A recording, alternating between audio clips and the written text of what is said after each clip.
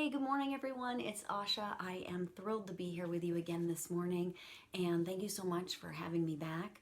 This week is the week of Samhain. Samhain is coming. That's Halloween time for most people, and that is one of the major witches' holidays, and it is the last fall harvest festival where we bring in the last of the crops and prepare for the dark period, which is winter and also the witch's new year. So we start the year with the dark instead of ending the year with the dark. And the thing about Samhain that is really cool is that it's also the time when it's said that the veils are the thinnest between the worlds, the time that you honor the dead, and that it's most likely that you can communicate or have a glimpse. They can see us, we can see them, that sort of thing. Now, with the pagan, neo-pagan beliefs, Wicca, that sort of thing, you're always thinking about the tree of life as the basis for the levels of spirituality. And when I say levels, there's the upper world, which would be ideals, principles, inspiration, imagination, the middle world, which is matters of the earth, nature, worldly things, and then the underworld. And the underworld is not hell, not the same thing as Christianity. The underworld is what's underneath, the roots of the tree, the root of it all, what makes things happen, what's underneath everything. And so I find that really fascinating because with this being the week of Samhain and us doing a month on dark and light, I get the opportunity to talk about befriending the darkness. And the darkness would be emotions, the unconscious mind, the root of things, the underworld things. So I think the timing is just perfect, and I'm thrilled to be here. So let's talk about this for a little bit. You know, I struggled with this talk, I'll be honest. I was so excited. I thought, oh, this is great. This is all the juicy stuff that I love. And then I did some research and I mulled things over and I thought about it for weeks. I've been pondering this. And I just wasn't finding that niche, the thing that usually just clicks and there it goes. And I know it's right because I do pretty much everything based on feeling, intuition. It's like it lands when it lands. I'm very good at tapping into the creative stuff and getting information. And I've been working on this and I just couldn't quite find my way in. What's of value to you? And so now it's Saturday afternoon and time is pressing on and we have to get going on this or we're not gonna have anything for you. So I'm not freaked out, I'm not panicking, I'm very calm, which is one of the great gifts that I've received by all of my unconscious work and working with the dark, but still, there's something to be had. So I'm feeling tired and I'm like, okay, I'm gonna take a 15-minute power nap, and because I get a lot of information when I'm in that phase, just dropping between conscious world and unconscious world and letting things kind of trickle in for me. And I thought, okay, well, that's the next right thing to do. At least I'll be refreshed. I was physically tired. I laid down and right away, I started thinking, oh, wait a minute, I'm physically tired. I'm not doing what I'm supposed to be doing. I've made some bad choices. A couple days ago, I lost track of time and stayed up till 3 a.m. like 2 days ago, which is probably biting me today. And I'm thinking, these look like classic acts of the saboteur, which when we say saboteur in spiritual alchemy, unconscious work, inner healing, that's usually a part of ourselves that is resistant to what we're doing and the choices we're making and is unsatisfied with what's going on, and it crops up. So I lay down and instantly I think, wait a minute, what's going on here? Is there a part that's resisting all of this? And in my mind's eye, I see the image of the child, my child self, basically. We all have that part in there. And instantly, I have these feelings that, I'll be honest, I'm not real thrilled to share today. I don't want to share them. They're embarrassing. Feelings of not wanting to do it. I was unprepared. I was kind of angry, maybe. maybe a little bit angry, a little bit resentful, tired of working on the weekends, every weekend. And also just, there was a little part even that was like, I just want to walk away and leave everybody holding the bag, which is not something that you exactly think of as a spiritual act. But the minute that I acknowledged that part and I heard her, I let her give me the thought, I let her speak, I let her be recognized and acknowledged, instantly I woke up. I wasn't tired anymore. So I'm still laying there going, whoa, okay. And realizing, okay, I'm not fully integrated right now. I have some part that's resisting. And then I said, this is my talk. I knew it. This is what I was looking for. I know what working in the dark is. I know what it looks like. I know the gifts. I know how it unfolds.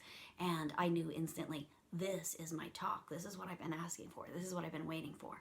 And so I got out my notebook and I just started writing. And it flowed. It just, boom, it started going. No problem. So, you know, working in the dark is not about evil and the macabre. It's about finding the parts of you and the things in the subconscious that sometimes we're not aware of. It might even be running our lives, running our ship, making decisions, acting out in bad ways at bad times. And when I say bad, I mean inappropriate, damaging, and causing trouble in our lives in one way or another. I can't be tired when I'm needing to record a talk for you.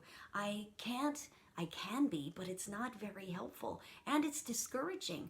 So in any case, when we can acknowledge the part, feel the part, let it come up, let it surface, and not judge it. It was so easy to say, ooh, yikes, I can't tell them this. This is not spiritual.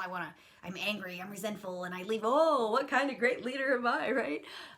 But that's not what this is about. This isn't about being perfect. It's not about being a spiritual leader. It's about just doing the work and recognizing that we're a complex system, and we're made up of all these different voices that have needs and wants and desires. And quite frankly, that voice inside was leading to me to my highest good, because she's actually trying to protect me. She's trying to make sure that I don't abandon my dreams and forget to live and make a life as I'm trying to just make a living. So there's good in there, but I need to be willing to look at the things that maybe I don't want you to see, maybe that I don't want to believe about myself. Blogger and spirit walker Mateo Sol says, there are empowering qualities hidden in the shadow. To accept and embrace your shadow self is not an indulgence of the darker parts of our natures, but an acceptance and direct experience of them in the light of mindful awareness and deep honesty. In doing so, we become whole again, and thus taste a glimpse of our authentic holiness and see what that feels like. This is about shining a light on the parts that we wish others didn't see in us, and sometimes we wish we didn't see in us. And as long as we're not fully accepting those parts, we're also not taking responsibility for those parts. And when we don't take responsibility, we can't change the things that will make our lives better, and that will make us more peaceful and more happy and more genuine, more authentic, and more vulnerable, which can be very scary. All of these things can be very scary, but the rewards are phenomenal, enormous. Carl Jung says, the shadow is a moral problem that challenges the whole ego personality, for no one can become conscious of the shadow without considerable moral effort. To become conscious of it involves recognizing the dark aspects of the personality as present and real. This act is the essential condition of any kind of self-knowledge. So how many times have we heard, to thine own self be true, or to know God you must first know yourself? But then we redirect, because anytime we have a negative thought, we just want to think something positive. Anytime that we see something and judge it as dark, oh no, we're not going to think about that. We're not going to look at that. We're not going to spend time on that. We're going to go here. We're going to go here. And a lot of spirituality teaches us that these days. And I think it's a huge disservice to us as human beings, because that's not the totality of existence. That's not the experience of being here. And that's not honoring all of who we are. And if we are all in divine image, then all of who we are is divine.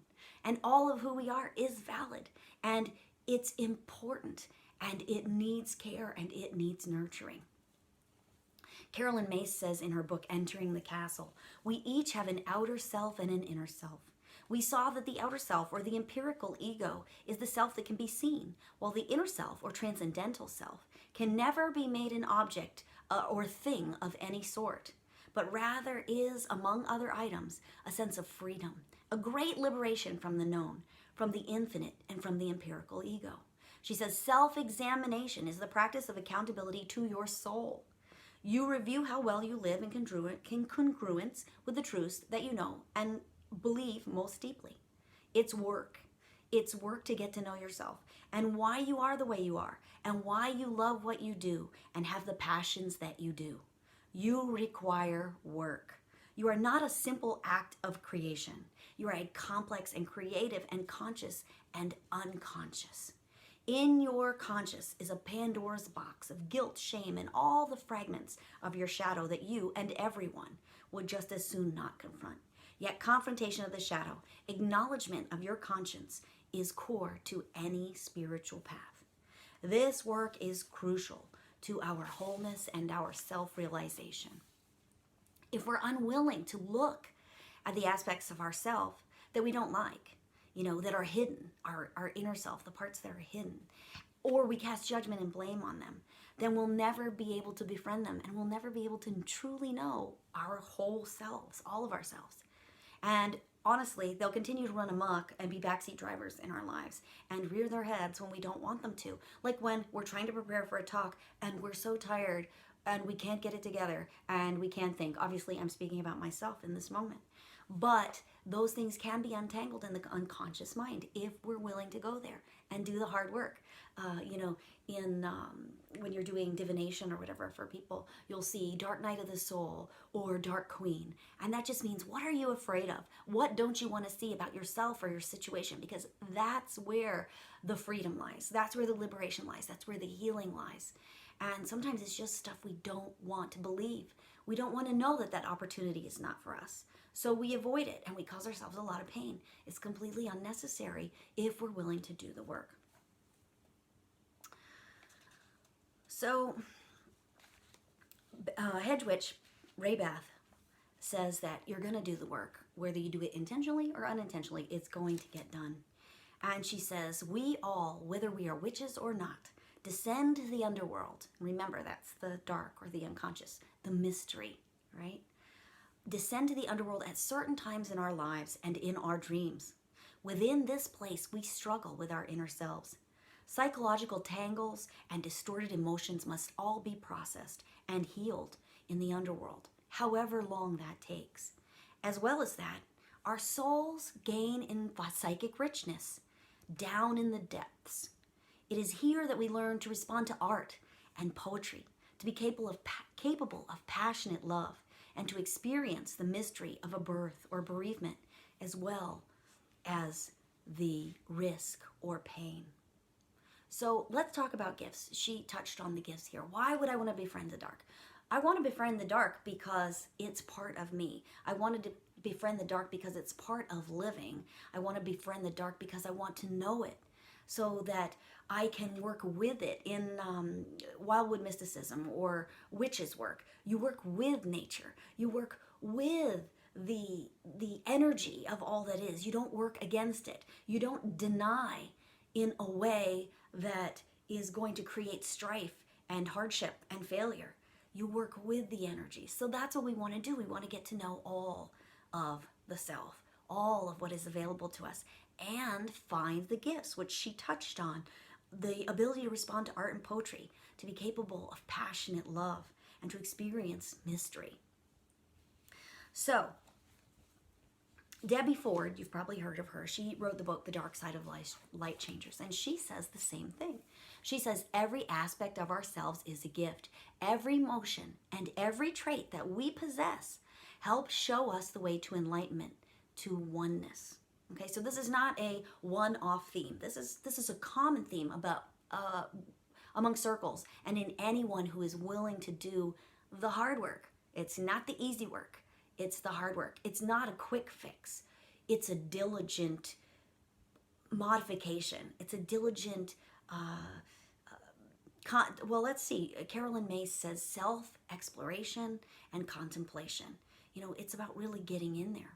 And so in order to get the gifts, first we have to unearth the hidden beliefs and aspects of ourselves that are keeping us from spiritual freedom, self-empowerment, and our fullest potential. Some of us already know what our less desirable traits are. We know what we maybe don't like about ourselves, or what maybe other people don't like about ourselves. But not everybody can do that off the cuff. And even then, there's still probably some hidden parts that we don't want to look at. But some people live in a little bit of blissful ignorance on that, and they don't realize what might be in there. So are they missing out on something? Well, maybe they are. Maybe there's a more rich and fulfilling life that they could have if they were willing to look a little bit deeper and below the surface. So some ways to get in touch with what might be brewing in our unconscious that does cause discord and distress and dis-ease in our lives, sometimes disease in our lives, is we can do creative things. We can make music and paint and draw, and it doesn't have to be perfect. We're not looking for, quel artiste. We're not looking for genius, creative genius. We're looking for creative authenticity. How do I feel in this moment? Especially if you're having a moment. We all know what that's like.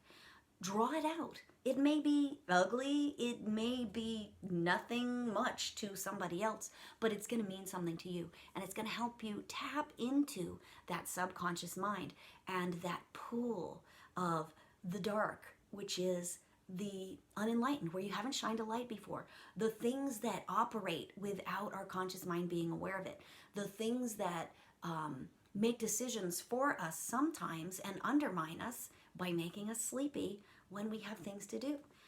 So once you are in your creative and you tap into that, if you tap into that regularly, not only are you going to see more of your whole self, you're also going to tap into your inspiration, your imagination. You're going to become able to be more in touch with that unconscious part of yourself on a regular basis, which is a great thing, because then as you go about regular life, you'll be able to more easily see, ooh, I just heard that voice pop up, or ooh, I remember I drew that the other day, and that's the feeling that I'm having right now. Okay, what's that about? And when you can look in and say, what is that about? Then you can start to unravel it, understand it, befriend it, get to know it. What is the history behind this? Why am I reacting this way? Typically, actually, you want to avoid why questions, because they can shut down your mind, because they get you into reasoning and thinking in defense. Where if you say, wow, what caused those judgments? What brought about those judgments? Where did they come from? You can also write stories or poetry. Journaling, in my opinion, literally gets some of the toxicity out of your body and onto the page, where you can toss it away and be done with it. It's amazing the stuff you can get out of your psyche by literally using, I prefer pen and paper or pencil and paper, and writing it down. And afterwards, there's such relief, because it taps into this automated writing part, where if you turn off your critic, you've got to turn off that analyzer as you go, and you just write whatever you think. Bing, bing, bing, bing, bing, bing. You just keep going. And if you allow that, it will wind itself down into your psyche deeply, so that you can pull up what needs to be pulled up, so that you can look at it and you can release it and you can let it go, or you can transform it and keep it. You can take notes of things that you secretly dislike about other people, television, books, shows, whatever. If it makes you mad, there's probably something worth looking at. Maybe you do the same things. Maybe you do them to yourself. You look at somebody who's really rude and it makes you infuriated. Well, maybe you're rude to yourself. I found that it's not always something that you directly do to others. It might be something that you're doing to you. Or maybe they're expressing some way of being, like going to the front of the line really infuriates you, that you do not allow yourself to do. And that's what makes you so frustrated about it and wired up. And those are the things that you can look at. Debbie Ford says, Imagine a reporter's writing a story about you. What are the 5 things that you hope that they do not say about you? And what are 5 things that you hope they do say about you? And then consider those things. Are they judgments? Are you considering some of it bad, some of it good, some of it right, some of it wrong? And where did those judgments or assessments come from? Why don't you want them to say those things? What it is that you hope doesn't get out? Or what is it that you hope others know about you? Basically we're looking for our wounds, our behaviors, our attitudes and traits that are damaging to ourselves. And inherently then, if we're toxic, we're damaging to others around us and our relationships as well. But we don't want to stop there. We haven't gotten to the gift yet. So there's an inherent gift in kind of cleaning up our gook, because then we can operate more fully, more integrated, the unconscious and the conscious work together, of course. But, if we are ever trying to control a part that we don't like, then we are not wholly and accepting of all of ourselves. If you're trying to control it, that means that you are not in sync and it's not embraced. It's not doing its part that it can do for the positive benefit of you. And my experience is that if you can identify the needs of that feeling, that emotion, that voice, that wound, and why they're acting up or why it's coming up, and see what their strength is. Maybe the strength is setting a boundary, talk to the hand. Okay, other people are like, she's rude. But you're like, talk to the hand. Okay, so maybe then that your ability is to draw a good boundary for yourself. So instead of letting that part come out because you've been suppressing the talk to the hand desire that you want to put out there, and then it blurts out in an inappropriate and inopportune time, maybe you can enlist that part and say, look, you have some great skills here. How about if you alert me before we get so frustrated and help me to find better ways to set healthy boundaries? And my experience is they are thrilled to do that. So the other thing is Ford suggests make a list of the times that your dysfunction, I hate to call it that, the parts that you don't like as much about yourself, or maybe the parts that other people don't like so much about you, have actually benefited you. And list like at least 10 times. And then take a look. Is there a theme? Is there a trend? Are there similarities? This is the superpower of that part that you have not been embracing and can be working for you in a positive, healthy, in sync, conscious and subconscious way. Then from there, we can have compassion for ourselves. We can care for parts that we have locked away in isolation. That's sad. Think about, you've locked away a part of yourself in isolation. I locked away my dragon for a long time because I thought it was inappropriate and unspiritual. The gifts of that dragon are magical. They are healing. They are wisdom. They are the ability to stand your ground and be firm and be strong and self-empowered. And I tied it up because I thought it was inappropriate and not spiritual. You can see how destructive that can be. I personally have found great healing, freedom, self-empowerment, and peace as a result of doing my shadow work intentionally and ongoing as things happen over time. I have much less trauma, much less drama in my life than ever before.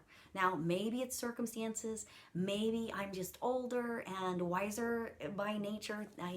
Ray Beth says you're going to do the work, whether you do it intentionally or not. The question is, how many lives does it take you to get done? Maybe you only believe in one life. I happen to believe I have lots of them, and that means it's taken me a long time to get it done.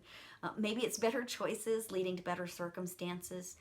I'm not sure, but I do know that the more work I do, the more I process and forgive myself, the more I let go of the need to control and embrace all of the aspects of myself and find their gifts and honor their gifts and enlist them to be an active part of my life. The happier I am, the more self-empowered I am, and the easier and more peaceful my life becomes. These are the gifts of befriending the dark. And I hope that at some point you might consider looking at your shadow self and doing some of this work as well and seeing what gifts you have inside that you didn't even know were there that might help to make your life that much more rich that much more fulfilling, that much more stepping into your true potential. Thank you so much. Namaste.